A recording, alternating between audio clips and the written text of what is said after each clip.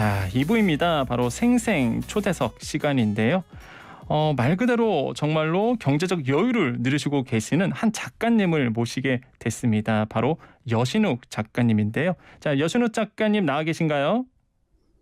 네, 안녕하세요. 네, 사실 그 여신욱 작가님을 신간이 아닌 2020년에 나온 책으로 모신 데는 좀 이유가 있습니다. 요즘 그 경제적 자유가 목표이신 분들이 주변에 굉장히 많아요. 근데 경제적 자유가 뭐지? 라고 이게 제가 물어보면은 또 우물쭈물 하시는 분들이 굉장히 많거든요. 그 여신욱 작가에게 경제적 자유란 과연 뭘까요? 저한테 경제적 자유는 제 인생의 33.3%라고 이야기를 해요. 아, 33.3%. 네. 네네. 그러니까 3분의 1인 건데, 네네. 그러니까 저한테는 이제 자유라는 가치가 굉장히 중요한 가치였고, 네네. 그 자유가 단순히 이제 경제적 자유가 다는 아닌 거죠. 제가 뽑는 어떤 자유의 그 세 가지 기둥은 네. 이제 경제적 자유도 포함이 되지만, 네. 신체적 자유와 정신적 자유도 포함을 하고 있어요. 아, 경제적 자유뿐만 아니라 신체적 자유와 정신적 정신적 자유. 자유도. 아, 네. 굉장히 좀 철학적인 네, 단면을 좀 담고 있는데 사실 네. 그 많은 사람들이 그 빨리 뭐 말씀하신 것처럼 경제적 자유도 얻고 또한 뭐 신체적 자유도 얻고 정신적 자유도 얻고 이렇게 은퇴를 좀 하고 싶어 하는데 현실의 삶은 그야말로 자금 치열하고 좀 건조하잖아요. 그러니까 사실 여순호 작가님이 경제적 자유를 이루셨다고 이제 본인 스스로 조금 이렇게 생각하고 계시는 건가요? 글쎄요. 제가 이제 그런 부분이 있는 것 같습니다. 네. 당연히 갈 길은 멀다고 생각해요. 제가 갈 이제 길은 멀다. 네네. 네, 이제서야 이제 40대가 시작이 되었고 네네. 앞으로의 제 기대 수명에 비하면 앞으로도 어마어마하게 많은 시간이 남았는데 네네. 내가 어떻게 살아야 할지에 대해서 네. 나침반 정도는 찾은 느낌인 것 같아요. 그리고 그렇게 되기까지에는 경제적인 부분에서 이제 투자 소득을 올리는 방법도 어느 정도 이제 파악이 되었고 네네. 그런 이제 경제적인 부분에 대해서 예전보다 좀 더 현명한 판단을 내릴 수 있다는 게 굉장히 네. 큰 무기가 된 것 같습니다. 사실 이게 작가님이 과거에 쓴 책, 뭐 36 은퇴하기 좋은 나이 이 책이 사실 센세이션을 좀 일으키면서 재테크 쪽에서 이제 많은 관심을 받았는데 사실 그 작가님은 좀 일찍 퇴직을 하신 케이스잖아요. 그래서 네네. 사실 그렇게 되면은 주변 일이라든지 뭐 가족들 이해와 동의 없이는 사실 실행에 옮기기가 굉장히 어려운 선택인데 작가님은 그때 퇴직을 하셨을 때 어떤 경우였고 어떤 생각을 좀 갖고 있었는지가 좀 궁금하기도 합니다. 어, 일단은 가족의 이해와 동의 없이는 사실 쉽지 않은 게 맞고요. 그렇죠. 그래서 제가 회사를 그만두고 네. 제주에 내려와서 살면서 네. 파장도 있었어요. 처음에는 부모님이 굉장히 이제 크게 걱정하시고, 부모님이 걱정하셨고. 예, 네. 그때 이제 제가 이제 결혼을 했기 때문에 와이프랑 이제 이야기를 했을 때는 네네. 좀 더 쉽게 설득을 하긴 했었습니다. 네. 예, 와이프 같은 경우에는 그 당시에 사업을 하고 있었는데 네네. 와이프도 정신적으로 약간 좀 힘들어져 있는 상태였거든요. 사업 스트레스나 이런 것들을 받으면서. 네네. 그래서 원래는 저희가 뭐 모든 일을 접고 은퇴를 하자 이렇게 결정을 한 건 아니었고 네네. 제가 이제 제주살이를 제안을 하면서 네. 한 1년만 살아보고 네. 그다음에 1년 동안 건강이라도 잘 챙겨서 돌아오면 좋지 않겠냐 그렇게 이야기를 했고요. 네네. 그런 부분에서 와이프의 동의를 얻었고 네. 내려와서 살아보니까 너무 좋은 거예요. 아. 제주살이가. 예. 그래서 이제 지금도 그럼 제주신가요? 예, 지금 이제 제주살이 4년차 됐어요. 4년 차시고. 네. 저는 방송을 하고 있으면서도 부럽다 이런 생각이 드네요. 그러면 많은 분들이 사실 그 은퇴와 경제적 자유를 이제 동일선상으로 놓고 이제 보는 경우가 많잖아요, 사실. 그래서 네. 은퇴하면 뭐 빨리 은퇴해서 조기 은퇴해서 경제적 자유를 누려야지 이런 분들이 있는데 사실 은퇴와 경제적 자유의 관계를 이해하는데 어떤 공식이 제일 적합할까요? 작가님 보시기에는 곧 조기 은퇴는 뭐 경제적 자유와 일맥하다. 아니면 경제적 자유를 누려야지만 은퇴를 할 수 있다. 뭐 이렇게 보는 시선인가요? 이건 제가 처음에 답변 드린 내용에서 좀 연장선이 될 것 같은데, 네네. 제가 요즘 이제 굉장히 많은 특히 2030 세대 분들이 경제적 자유에 대한 네. 갈망이 심해지는 걸 보면서 네네. 이거 지금 다들 유행을 쫓고 있는 게 아닌가 그런 걱정이 좀 들긴 해요. 아, 네. 네. 왜냐하면 경제적 자유는 살아보면 당연히 인정을 하겠지만 네. 우리가 느끼는 진짜 궁극적인 자유에서는 부분적인 요소거든요. 네네네. 근데 그런 걸 떠나서 네. 사람이 개인적으로 자유를 느끼기 위해서는 네. 본인의 정신 상태에서 어떤 자유로움을 느끼는 게 굉장히 중요한데 네. 정신 상태에서 자유를 느끼려면은 제일 중요한 게 다른 사람이나 네. 어떤 사회적인 일반론이나 네. 내 주변에 있는 동료나 나의 친구나 이런 타자와 내 자신을 비교하지 않는 자세가 제일 중요한 것 같아요. 서로 비교하지 않는다. 예. 네. 예를 들어서 실제로 투자를 한다든지 뭐 사업 소득을 얻는다든지 이런 식으로 해서 돈을 많이 벌기 위한 지식이나 실력은 네네. 그 다음에 부차적인 요소고 네. 결국에는 내가 뭐 경제적 자유를 누리고 싶은 사람은 어쨌든 궁극적으로 자유 자체를 느끼기 위해서인데 네네. 자유를 느끼기 위해서 내가 어떤 마음가짐과 네. 정신 상태가 만들어져야 되는지에 대해서는 좀 간과하는 부분이 많은 것 같아요. 그리고 네. 자산 시장 자체가 최근 몇 년 동안 굉장히 올랐잖아요. 네, 맞습니다. 그래서 본인이 어떤 그냥 저절로 돈이 많아진 분들도 많을 거예요. 그게 이제 나름대로의 투자 성과나 이런 것들이겠지만은 네네. 시대가 잘 타고 나서 네. 자산이 증식된 분들이 많고 네. 근데 그 부분이 사회적으로 막 인증이 되기 시작했잖아요. 네네네. 나는 투자로 이만큼을 벌었고 코인으로 네. 뭐 갑자기 수십억이 됐고 그런 얘기들이 많이 들리니까 네. 그것들을 보는 그러니까 그런 사례들을 보고 듣는 분들이 네. 약간 경제적 자유가 유행을 소비하듯이 네네.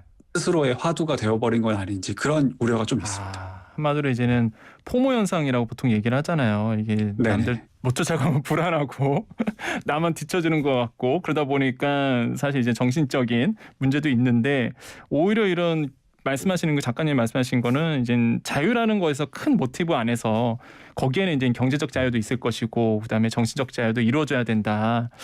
네, 좀 귀담아 들어야 될 내용인 것 같아요, 진짜.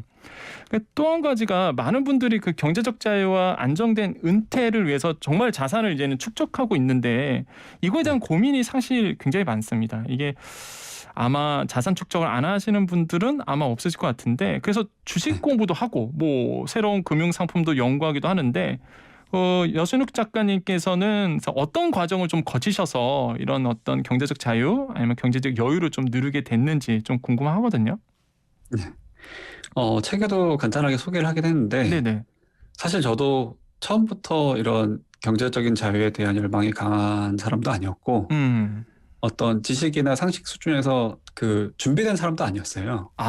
네. 네, 오히려 욜로족에 가까운 사람이었는데 열로. 네. 네네. 실제로 직장생활 시작하고 처음 한 5년 정도는 정말 돈 신나게 썼습니다. 정말 후회 없이 썼고 그래서 모은 돈도 없었어요. 네네. 네, 근데 그 뒤에 결혼을 앞두고 좀 네. 경제적인 부분에 대한 네. 위기 의식이 느껴지면서 네네. 그때부터 이제 굉장히 열심히 공부를 했는데 네. 처음 시작을 했을 때는 부동산부터 공부를 했었어요. 처음 시작은 부동산부터. 네, 네. 아무래도 우리나라에서는 부동산으로 자산을 축적하신 분들의 사례가 훨씬 많았고 네. 제가 서점에 가서 책을 찾아보려고 하더라도 네. 부동산 관련된 이야기들이 훨씬 많았고요. 그게 한 2013년, 14년 그 즈음이었는데 네네. 그 당시에 제가 이제 부동산 공부를 하면서 부동산 경매에 좀 관심이 많았었어요. 경매. 네네. 네. 그래서 이제 그 경매 방법을 가르쳐주는 학원도 등록을 했었고 네. 그러면서 이제 그 부동산 경매 공부를 좀 했었는데 네네. 막상 이게 실전 투자를 하려고 보니까 네네. 제가 시드머니 종잣돈이 없는 거예요. 네네. 부동산 투자하려면 어쨌든 처음에 목돈이 네, 있어야 그쵸. 되잖아요. 네. 근데 저는 부동산 투자를 입문할 수 있는 돈이 없었어요. 네네. 그래서 당장 실전을 어떻게든 하고 싶긴 한데 부동산은 이제 선택지에서 사라지는 바람에 네. 그래서 주식 투자로 넘어왔었어요. 그러니까 이제 부동산 같은 경우는 사실 이제 목돈이 필요하니까 네네. 말 그대로 내가 자산 포트폴리오를 잡으려고 해도 이제 시드머니가 없고 그러면 내가 지금 할 수 있는 여유 자금 가지고 소량의 자금을 가지고 할 수 있는 게 주식 투자. 네. 그래서 처음을 이제 주식 투자로 이제 시작을 하셨다. 네. 아, 근데 이게 재밌는 네. 게 네. 그 아까 질문하셨을 때 이제 뭐 금융 상품을 연구하고 주식도 공부하고 부동산도 공부하고 이렇게 말씀을 하셨지만 네. 자산의 어떤 그 종류에 대한 공부도 당연히 중요하겠지만 네네. 그러니까 자본 가지고 그 투자를 함으로써 네. 투자 소득을 창출하는 원리는 결국에는 똑같은 것 같더라고요. 아, 그 메커니즘은 똑같다. 예, 왜냐하면 네. 제가 주식 투자에서 특히 이제 가치 투자로 좀 수익을 많이 얻었는데 네. 가치 투자를 접하게 된 계기가 결국에는 부동산 경매 공부였거든요. 아, 그러니까 작가님은 그 돈 버는 메커니즘이 중요한데 그 중에서도 작가님이 이제 가치 투자를 지금 보고 계시는군요. 네네네. 아, 네. 그래서 부동산에서 네. 가치 투자라는 걸 눈여봤고, 예, 그 네. 다음부터 말씀해 주시죠. 그래서 이제 그 경매 공부를 할 때 그 핵심이 그거였었어요. 네. 경매라는 게 네. 시세 부동산보다 더 싸게 나온 어떤 물건을 네. 투자를 해서 네. 그게 제 가치를 찾음으로써 그 시세 차익을 내는 방법이었는데 네. 주식에서의 가치 투자도 결론적으로는 투자 자산이 부동산에서 기업으로 옮겨갔을 뿐이지 원리는 똑같더라고요. 그러니까 아, 시세보다 더 싼 가격에 거래되고 있는 기업을 찾아서 네. 그 기업이 제 가치를 받을 때까지 기다림으로써 네네. 차익이 나는. 그 원리가 똑같다 보니까 결국에는 이제 부동산 공부를 했던 게 시간 낭비는 아니었던 거죠. 아니, 네. 그러면 여기서 이제는 주식 투자를 하시는 분들에게 뭐 투자를 하시는 분들에게 조금 힌트를 주신다 그러면 사실 그러면은 아까 가치 투자라고 말씀하셨는데 뭐 가치 투자를 네. 했을 때 어떤 지수를 보고 하시는지 뭐 PER을 보시는지 뭐 어떻게 그 힌트를 좀 주신다면 네. 우리 저자들에게 아니면은 청취자분들에게 좀 힌트를 줄 수 네. 있으실까요? 아, 네. 저도 처음에 가치 투자를 공부를 할 때 네네. 그런 지표적인 부분, 내가 어떤 숫자를 봐야지 돈을 벌 수 있는지 그런 거에 대한 그 탐색이 굉장히 많았었어요. 네. 그런데 이게 재미난 게 네. 예를 들어서 PER, PBR 이런 지표들도 당연히 볼 수도 있고 네. 뭐 ROE 같은 수익성 지표를 볼 수도 있고 네. 네. 굉장히 많은 숫자들을 연구를 하지만 네. 결과적으로 이 가치에 대한 판단은 네. 모든 사람들이 주관적으로 내리는 거더라고요. 아, 결국에는 네. 주관적인 판단에 의해서. 네. 네네. 그런데 확률적으로 네. 내가 이런 지표를 보여주고 있는 기업은 제 가치보다 낮게 거래되어 있을 확률이 높다. 그 정도만 참고할 수 있지. 음. 실제 모든 기업을 투자할 때 그 종목별 케이스는 다 네. 진짜 말 그대로 케이스 바이 케이스고 네. 그래서 결국에는 본인이 어떤 주관적으로 내리는 가치 판단이 네. 얼마나 정확하느냐에 따라서 네. 최종적으로 수익이 나는지 안 나는지가 결정이 되는 것 같아요. 네. 아니 그럼 그래서 네네 말씀하시죠. 그 주식 공부를 할 때 결국에는 뭐 수치 같은 부분들은 네. 뭐 기본적인 소양은 당연히 배워야겠지만 네. 결국은 실전 경험이 중요하고 네. 계속해서 내가 나만의 논리와 아이디어를 세워보고 네. 틀려보고 네. 그 틀린 거를 복습하고 이런 이제 공부와 실전의 경험이 사실은 제일 중요한 것 같아요. 아, 공부와 실점의 경험이 중요하다. 네, 아, 그러면 한 가지 여기서 또 중요한 게 궁금한 게요. 금방 네, 그 가치를 찾는 거 그거는 이제 주관적 판단에 의해서 한다 그러면은 예전에 그 작가님께서 말씀하셨던 내용 중에서 뭐 이래서 신문 기사를 많이 보고 그다음에 책도 많이 읽어 이런 것도 도움이 될까요? 지금도? 네, 당연히 도움이 되는 것 같아요. 거의 모든 정보들을 네. 계속해서 보다 보면은 네네. 최종적으로는 어떤 투자 판단을 내리기 위한 네. 통찰력? 그러니까 네. 좀 거창하게 포장하면 통찰력이고 네네. 좀 더 편하게 이야기하자면 의사결정 능력이 되는 것 같아요. 아, 의사결정을 내리는데 그런 네, 통찰력이 중요한 네, 판단 기준이 된다. 네. 네. 그래서 그래서 그런 이제 것들이 네네. 네, 그런 많은 공부를 하면서 경험적으로 조금씩 터득이 되는 것 같습니다. 아, 네네. 그럼 또 책을 읽고 나니까 이제 은퇴에 대한 뭐 일단 회사를 다니고 있을 때부터 보통 준비를 해야 된다는 생각이 들었는데 네, 뭐 총체적인 라이프 스타일 혁명에 대한 내용이 있던데요. 이게 뭔가 네. 체 개발화 같은 혁명이라 혁명. 그러니까 네. 이거에 대해서 좀 설명 좀 부탁드릴게요. 어떤 내용이었는지. 네. 제가 원래 전공이 디자인 쪽이고 디자이너로 이제 일을 사회생활을 했었는데 네네. 그러다 보니까 이제 기본적인 개념은 혁명이라기보다는 라이프 스타일 디자인이었어요. 아, 라이프 스타일을 디자인한다. 네, 네. 뭐 경제적인 부분은 결국에는 소득 빼기 소비고, 네. 그래서 그 소득 빼기 소비의 공식에서 소득이 더 클수록, 그다음에 소비가 더 적을수록 네. 계속해서 돈이 더 많이 늘어나게 되는 거고, 네.